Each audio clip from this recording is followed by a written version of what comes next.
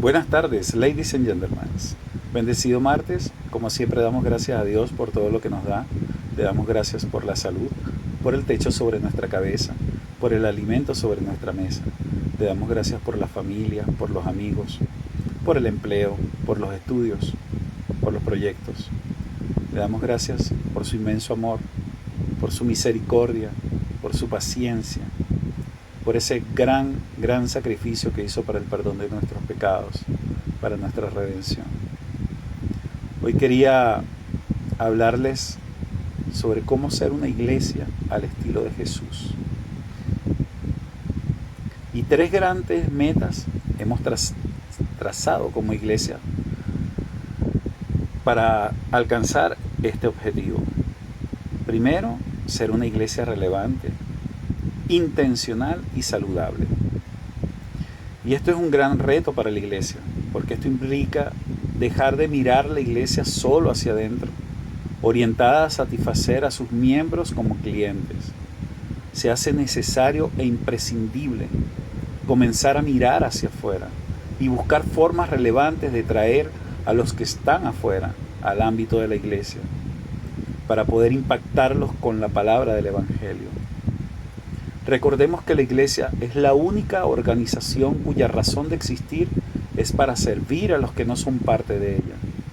Por lo tanto, se precisa ser una iglesia relevante, intencional y saludable para cumplir con este propósito. Y algo muy importante, y por lo cual quiero hablarles de este tema. Cristo modeló en su vida y ministerio público estas tres características que debe seguir la iglesia de hoy. ¿A qué llamamos ser relevante?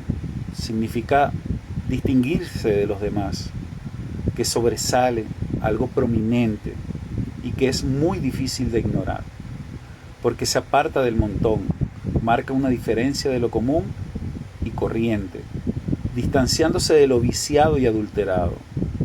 Ser relevante es ser influyente por ser agente de cambio, que se resiste a métodos estereotipados, calcados o repetidos.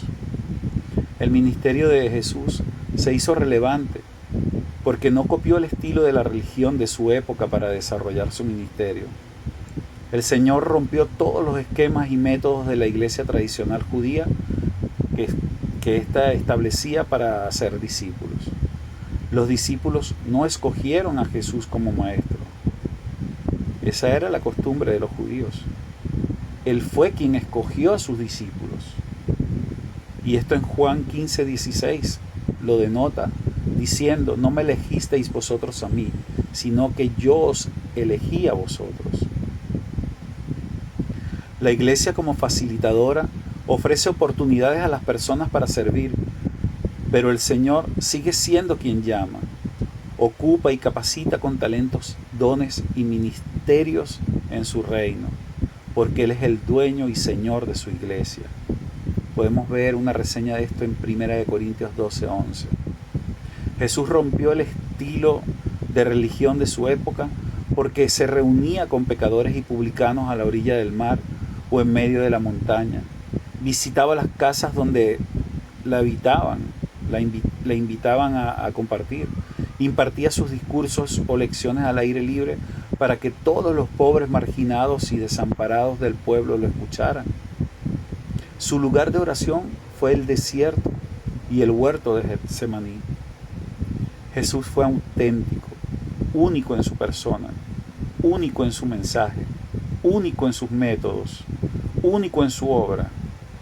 Los alguaciles, que fueron comisionados por los fariseos para ir y traerlo preso, regresaron diciendo: jamás hombre alguno ha hablado como este hombre. Esto lo podemos ver en Juan 7:46. El pueblo le escuchaba de buena gana. Esto lo podemos ver en Marcos 6:20. Una iglesia relevante no clona métodos ni copia estilos de otras congregaciones. Es la que desarrolla sus ministerios según los propósitos que Dios tiene para ella, porque cada iglesia local tiene su propio ADN. El ministerio de Jesús fue relevante porque su mensaje o su doctrina eran práctica, vivible, aplicable a la vida diaria y a las relaciones humanas y con Dios. Jesús dijo: pues mi yugo es fácil de llevar y la carga que les doy es liviana. Esto lo podemos ver en Mateo 11:30. Su ley era la ley del amor a Dios y a los demás.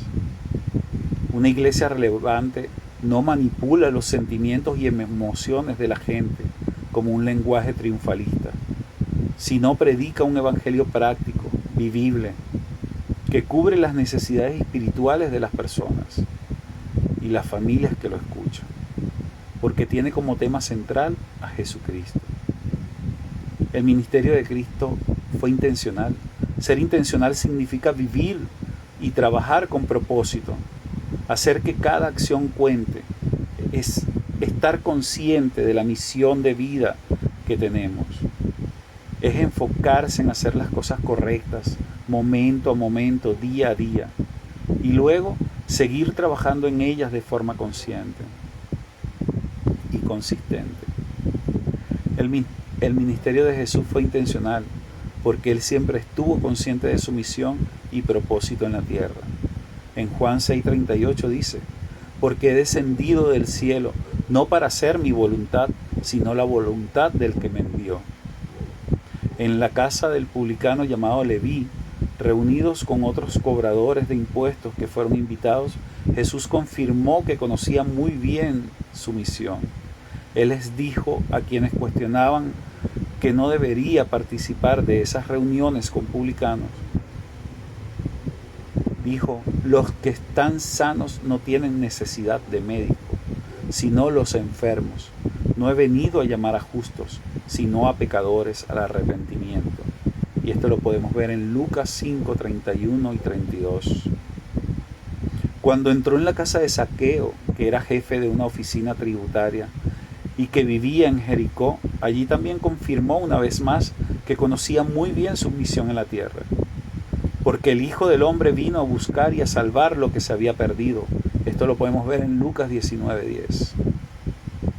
El ministerio de Jesús fue intencional, porque cada lugar que visitó y cada enseñanza que impartió lo hizo con propósitos bien definidos. Entre otras historias que encontramos en los evangelios que muestran que todo lo que hizo y dijo fue intencional, te comparto esta. Visitó a Samaria y allí dejó una misionera, Juan 14, del 1 al 45.